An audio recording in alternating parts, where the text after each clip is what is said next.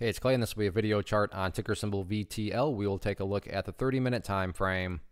Real quick, what do I mean by 30-minute in case maybe you're new to charts? Instead of each one of these candlesticks here representing 1 day's worth of price action, which is what you would normally see, each one represents 30 minutes. So while this here may look like a few weeks worth of time, it's actually just the past 2 days broken down into 30-minute time slices.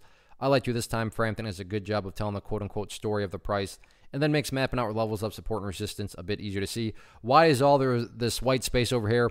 Well, due to that big gap down, as you can see, is as soon as I move the chart over, it really just distorts things, and then it becomes very difficult to see the actual price movement. So that's why I have it arranged the way I do. It's a formatting thing, and that is why. So let's talk about some levels of support and resistance. Obviously, this one's been in the headlines quite a bit, and a lot of volume, a lot of volatility with it. So let's first start by talking about some levels of support. And the one interesting area that really has made itself known after today is right here at basically 41 cents.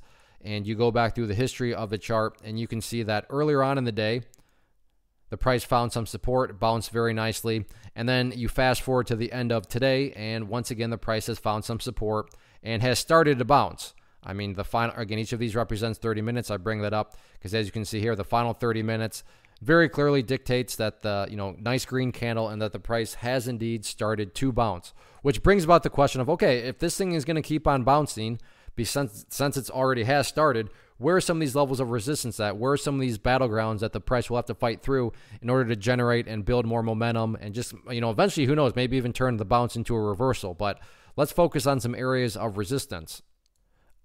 Initial level of resistance going to be right here at, what is that?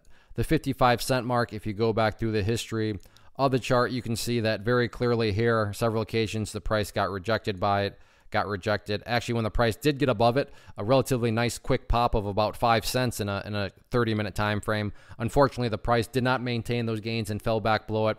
And then you can see once again the price try to get up above it, and that only lasted very, very temporarily before falling, back down to the 40-cent area. But point here being, there's quite a bit of history at 55 cents, and as the history has shown us, if the price can push through there, the price has shown the ability, to get moving in quite a hurry.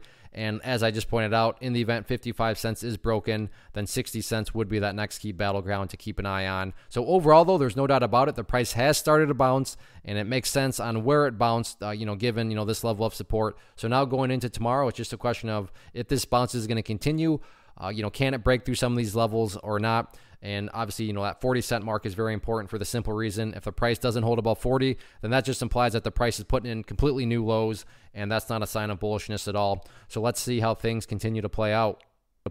One of the biggest questions I get is, hey Clay, how do you find the stocks that you trade? So what I've done is put together a free resource guide where I talk about the tools that I use to locate stocks that I find interesting and think may have potential. So if that sounds like something that could add value to you as a trader, then click on the image that is up on the screen right now, and I will email you the guide. The guide itself is very short and to the point, and best part, it's completely free.